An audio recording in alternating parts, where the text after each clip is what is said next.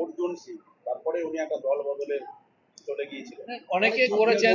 আপনি আবার জুট নিয়ে নাম জুটের যে চাষিদের সমস্যা সেটা নিয়ে কেউ ভাবে না, মিল মালিকদের সমস্যা আর এমএসপি কি পাওয়া যাবে লাভ সেটা নিয়ে সবাই চিন্তিত। ঠিক চা শিল্পেও তাই হয়েছে।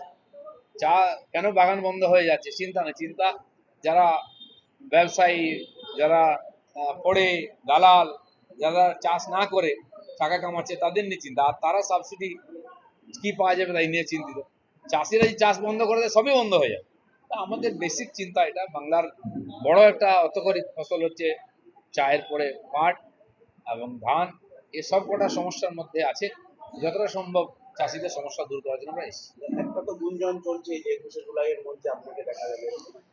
যারা বলছে তারাই আগে পা বেরিয়ে আছে, চিন্তা করবেন না, ওইসব নিশ্চিন্তে থাকুন। দিলীপ ঘোষ সোসাইটির সার্ভ করতে এসছে, পার্টি না করলেও, রাজনীতি না করলেও দিলীপ ঘোষ কাজ করবে, আগেও করেছে, সারা জীবন করেছে।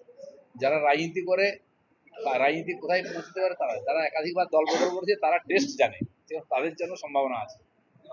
চলুন, ঠিকই তো, বাংলার মানুষ যে 100 জনের কাজ হোক, কিন্তু কেন্দ্র যে টাকা পাঠাচ্ছে সেটা যাচ্ছে কোথায়, কেন কাজ হচ্ছে না, কাজের টাকা পাচ্ছে না কেন, পুরো টাকা কেন পাচ্ছে না, বা কাজ যেটা হচ্ছে এটা দেখা যাচ্ছে না কেন, এই সমস্ত জটিলতা আছে। রাজ্য সরকার ঠিক করতে হবে তারা কাজ করবেন কিনা, লোককে তার বেতন দেবেন কিনা, কেন্দ্র সরকারকে হিসাব দেবেন কিনা, তার উপর নির্ভর করছে।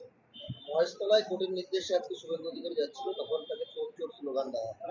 এখন পশ্চিমবাংলায় এ ধরনের আইন শৃঙ্খলা সমস্যা হচ্ছে, হিন্দুদের উপর অত্যাচার হচ্ছে, সেখানে যেতে গেলেও কোর্টের পারমিশন নিয়ে যেতে, তারপরে দুষ্কৃতকারীরা পিছনে লাগছে। তো বোঝা যাচ্ছে এখানে আইন শৃঙ্খলার অবস্থা কি আছে, হিন্দু সমাজের সুরক্ষা কি অবস্থায় দাঁড়িয়ে গেছে। চোর চোর স্লোগান শুনতে হচ্ছে শুভেন্দু অধিকারী এখনো। কিছু তো বলতে হবে, বিরোধিতা করার জন্য কোনো রাস্তা চাই, তো এইভাবে হ্যাকেল করা যাতে না যায় কেউ। আমরা যাচ্ছি, আমাদের নেতাও গেছেন, এবং আদালত মনে করেছেন এটা প্রয়োজন, তাই অনুমতিও দিয়েছে। ঠিক আছে, ধন্যবাদ।